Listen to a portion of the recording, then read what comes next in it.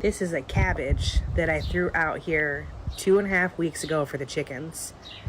The chickens won't eat it, and none of the wildlife will eat it. There are possums and skunks and raccoons and deer and all kinds of animals that should be interested in that cabbage. Check this out. It has not melted. No bugs have touched this. It sat out all night. I've already done this test before already, y'all. 2 years ago. Not even joking. Yeah, see? Yeah. Now, we want to know why there's no mold, there's no melt, there's not even any dirt on this stuff, dude. I would highly suggest, though, to stop eating this, man, and stop feeding this to your kids, seriously, because look, that should have done something else. I know y'all are going to say, well, it doesn't have ice cream on your box anymore, dude. That's the point. That's the point, y'all. Come on, man. Like, dude, we quit eating this. We lost 100 pounds apiece, my wife and I did.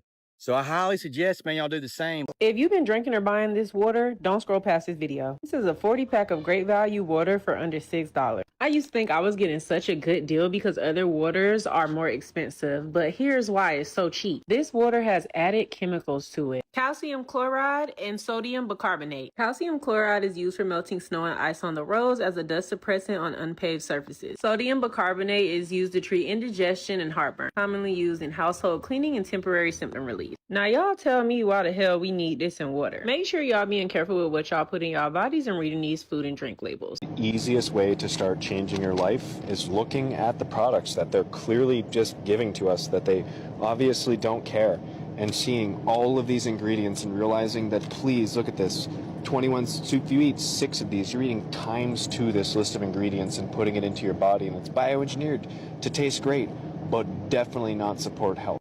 And then if you live in the United States of America, just look and find out what brand it is. This is Nestle. Okay, Nestle obviously bioengineers their food ingredients and makes them a chemical concoction of things that you would probably never use. So since no one wants to save us or talk about it, only you can save yourself or prevent a forest fire in your gut microbiome by avoiding bioengineered food ingredients. Your chances of finding something healthy are extremely low. But if you pick up a product on the shelf, flip it around, and you don't see weird names you've never heard of before, or if it's not bioengineered, there's a high likelihood it's better for you. Because look at these pickles in the chilled section. That pickle's almost white. And Target doesn't sell the brand, but look for the food coloring. Oh, just kidding. I found Heinz. Yeah, they're definitely the one that doesn't care. So there's your yellow and blue food coloring. Yummy. So any and every president that I've seen over my entire lifetime has never changed any of this. So what are you going to do? Consume some soybean oil, or is that vegetable oil, or is that a soda or Oreo in there as well? What are we mixing all these for? Oh, that's right. The companies that don't care. They're even coming after the kids. So next time you see red, white, and blue, flip it around and, well, there you go.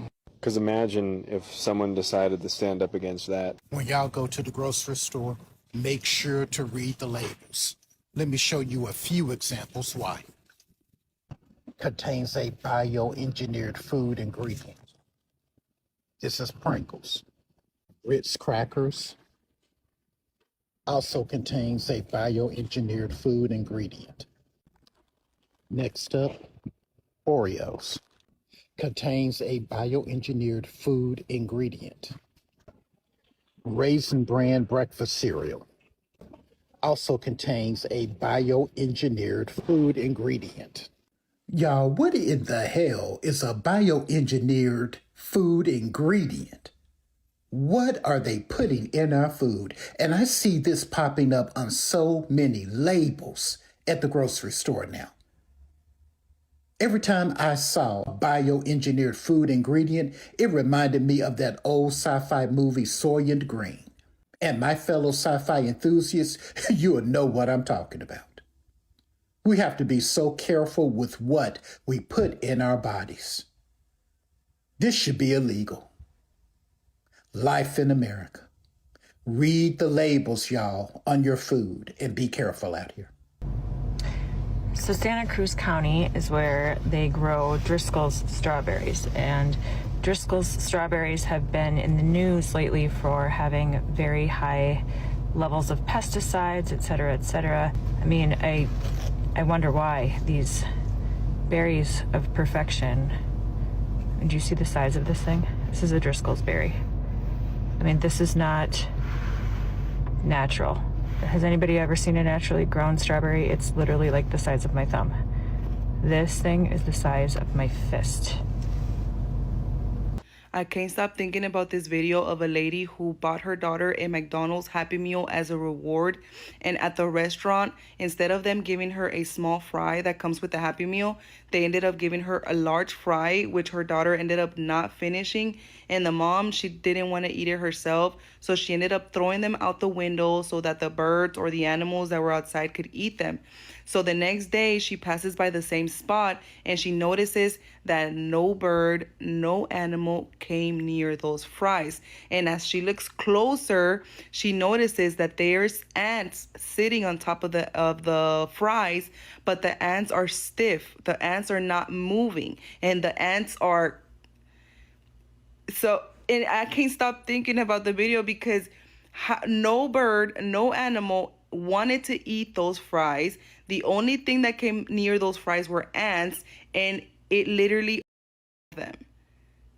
So imagine what those fries are doing to us. Make sure you never buy meat again until you check this first. After what I just learned, I'm looking for this one word on labels that most people don't even know exists. More and more bioengineered foods are coming into grocery stores. And it's important to know if you are eating high quality food or if it's fake meat. Lab grown or synthetic, those are words you'll never see on a package, because those are scary words. They're doing everything they can to trick us to thinking that it is better than it actually is. So what's happening? We are seeing words that sound way more natural. The words you're looking on the package are cell cultured. US legislators already made this word legal. And even worse, USDA already approved that say cell cultivated chicken and cell cultivated beef. This is their sneaky way of making lab grown meat sound acceptable. But let's be real for a second. This is not actually real meat. This is meat grown in bioreactor from animal cells. It's been processed in a lab and never has been part of a real breathing animal. So next time you're at a grocery store, read the labels carefully. If it says cell cultivated, cell based, or made from animal growing animal cell, leave them at the shelf. Comment below if you have already seen this at the grocery store. I think it's pretty interesting where these water sources are. I'm from this area anyway. In Pure Life, love Houston down, but public water system, all in bodies, you know what? You have to learn the food supply chain's algebra in order to know what's good for you and what's not. If it starts with 9, it's fine. You can wash those pesticides off with baking soda and a veggie wash linked on my profile called Green. If it's 4, throw it out the door. It's conventionally grown, which means the pesticides are systemically introduced through the roots. If it's 3, it means it's electronically ionized, which means all the nutrition of that fruit has been zapped out of it. So that's the problem. Here's the solution. Grow your own fruits and vegetables, and if you can't, go to your local farms where they're doing it in your neighborhood land and get it from them. After watching all of these clips, I think the biggest takeaway isn't that every single claim is automatically true.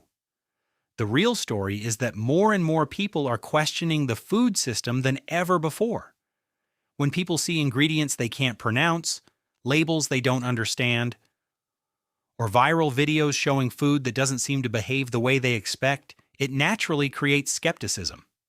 Now, it's important not to jump to conclusions based on a single TikTok or viral video. Some of these claims may have perfectly reasonable explanations, while others deserve more investigation. But asking questions about what you're putting into your body isn't a bad thing. It's something everyone should do. Whether it's processed foods, pesticides, bioengineered ingredients, or ultra-processed snacks, one thing is clear. Most of us probably spend more time researching our next phone than we do reading the labels on the food we eat every day. At the end of the day, nobody cares about your health more than you do. That doesn't mean you should believe every scary video you see online, but it also doesn't mean you should blindly trust every company, to always put your best interests first. The best approach is to stay informed, read labels, compare products, eat more whole foods when you can, and make decisions based on evidence rather than fear. I'm curious what you think after watching all of this. Have you noticed changes in the quality of food over the years? Do you think social media is exposing real problems, or is it making people more afraid than they need to be? Let me know your thoughts in the comments. If you enjoyed this video, don't forget to like, subscribe, and I'll see you in the next one.